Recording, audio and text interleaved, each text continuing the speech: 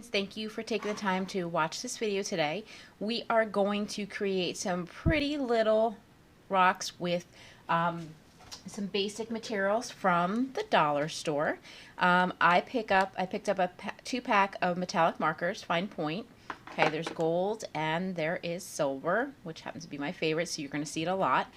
I also picked up a bag of decorative rocks from the dollar store.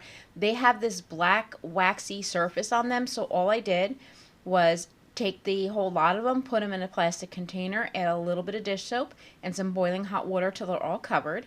Then I took my dollar store scrub brush and scrubbed them after they sat for probably about a half hour. So I don't know, I went to do something else and came back and I just scrubbed them, rinsed them real well, set them out to dry, and did that yesterday. They're ready to go. I would prep them the day before or the morning of, before you're going to do your crafts. And so that's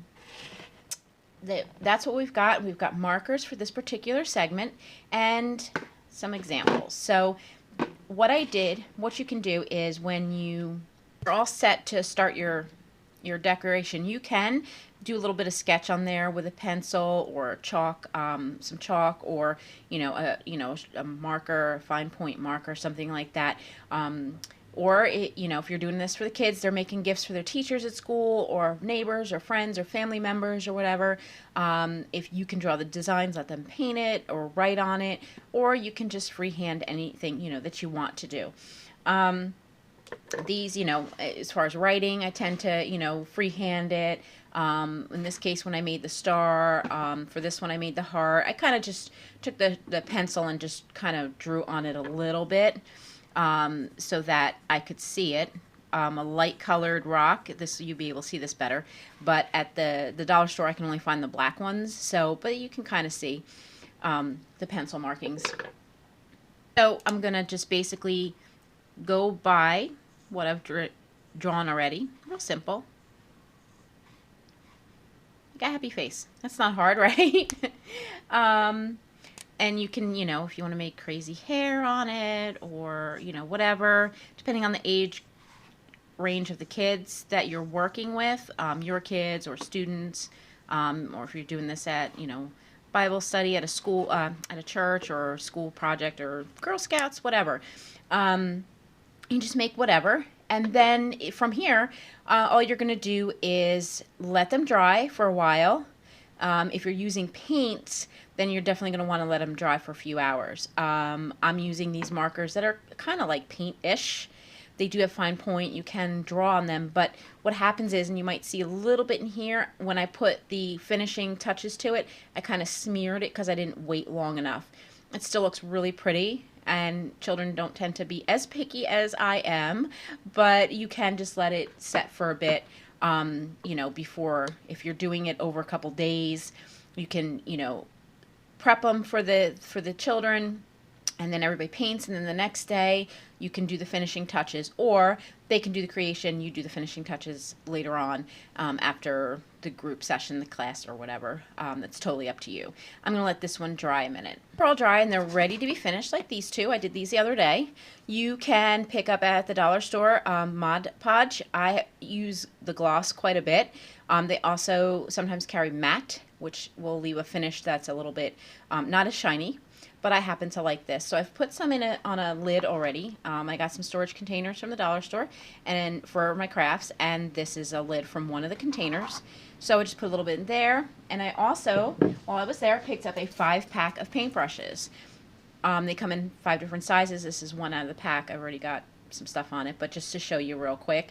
This one we've used a lot, as you can tell, but 5 different sizes, great for different projects. So you're basically going to take your Mod Podge, okay, and you dip a generous amount in there, and then I just kind of follow the direction of the writing or drawing or whatever, and you just cover the whole surface. I don't know if you can see real well, but it's white right now, but as it dries, it leaves a clear, pretty finish. And it'll make it a little bit darker. The rock will look blackish again. And I don't want it too thick of a layer because it takes a while to dry, and I just want to make sure that it's evenly coated. So just going over it a little bit. And then this takes a little bit to dry. You can use a hair dryer on low setting to kind of expedite this if you wanted to. Let's say you're making it and a little bit later you're going to be, you know, taking it home or giving it away, to give it a little time to dry, but you can use a blow dryer to kind of expedite things. Okay, and again, same thing, just going to cover over this. Now, if you do like the rock hiding thing, which has been big lately, where people paint rocks and then they hide them around their local, you know, town, and follow the travels or whatever. You want to make sure this entire rock at some point is, you know, your whatever art you've put on it is completely covered, because it's going to be outside for sure in the elements.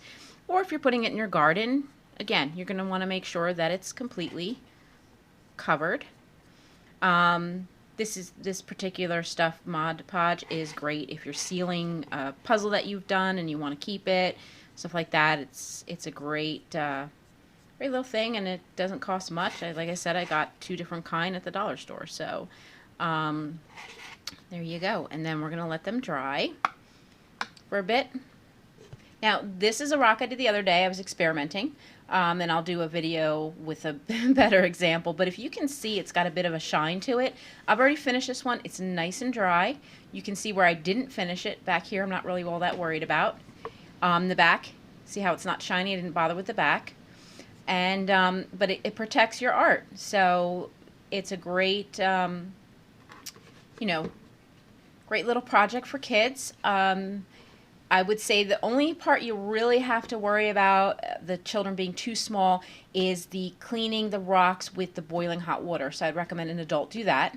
The Mod Podge isn't really messy. It washes right off. It's you know, it's water-based. It's a sealer, it's a glue, and a finish. So, you know, you just don't want to get in your eyes, the whole typical thing. Typically, it takes about 15 to 20 minutes to dry, and then you can put another coat on it if you wanted to really protect the surface. But that's basically it for our first little, you know, rock painting project. Thank you so much. Feel free to click below and comment, or hit the subscribe button so you can get notifications, or hit the little bell also to get notifications when new videos are coming out. You're going to see a ton of videos coming up. Not only for her rock painting ideas, but also just a ton of crafts that can be done with basic items from your dollar store, so that you don't have to break the bank trying to keep the kids busy and still, you know, be able to do things with them. It's a great bonding thing for you to do. All right. Thanks so much for taking the time to watch this video. I'll see you soon.